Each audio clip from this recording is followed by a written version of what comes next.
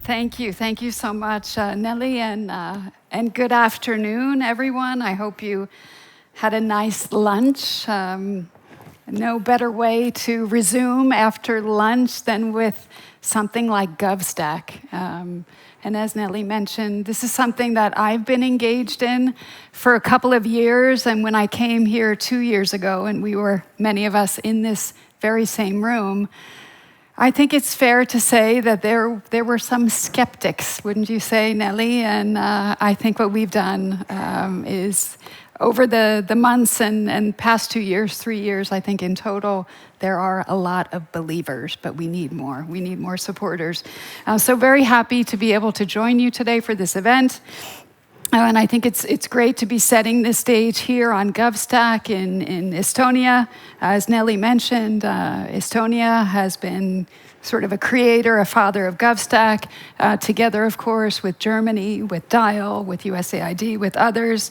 And of course, because Estonia is a global recognized leader in digitization of public services, and I think really an inspirational, great example for all of us to follow.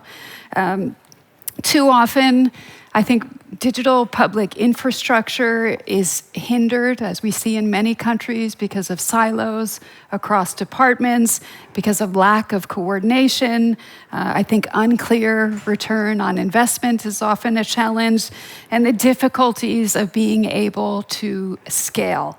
And I think that's why GovStack is so important and so valuable, because it actually helps countries to be able to leverage those open source building blocks to build and integrate digital public services regardless. And I just want to stress, and you mentioned this, Nelly, as well, regardless of where countries are in terms of their development journeys. We see GovStack being used in countries like Rwanda, who's using GovStack in terms of e-waste and e-waste management. Of course, we see it here in Estonia, where Estonia is actually using DIA, a government app from the Ukraine, which is really interesting, and they're using it in their own national mobile application to be able to support GovStack best practices. GovStack does show that digital public services infrastructure doesn't have to be expensive to build, that it doesn't have to be difficult to maintain or complicated to use when it comes to civil servants and citizens alike. I do think it's a simple but effective way to drive demand. We hear all the time, it's not so much necessarily a case of mobile coverage, but it's actually about demand and driving that user demand. And so we see that GovStack can actually help to close that usage gap. Digital public infrastructure is also a key topic of focus at the UNGA. It's one of the high impact initiatives. ITU and UNDP have joined forces. The impact initiative will take place in the context of our Digital Day on the 17th of September. I spoke about that this morning. And of course, the whole impact initiatives will be part of this SDG Action Weekend. These initiatives will showcase how we can actually catalyze collective action to put the SDGs back on track. I do think, again, as I said this morning, GovStack is a great example of collaboration. It's a great example of partnerships.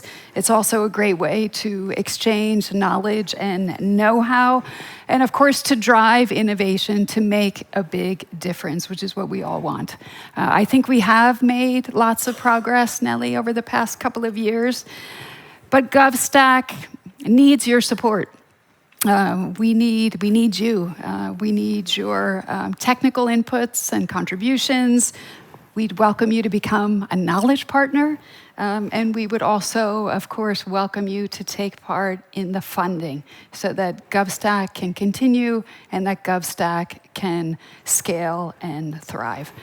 So I hope I can count on all of you to get involved, and I look forward to the 3 exciting sessions that we have before us this afternoon. Thank you.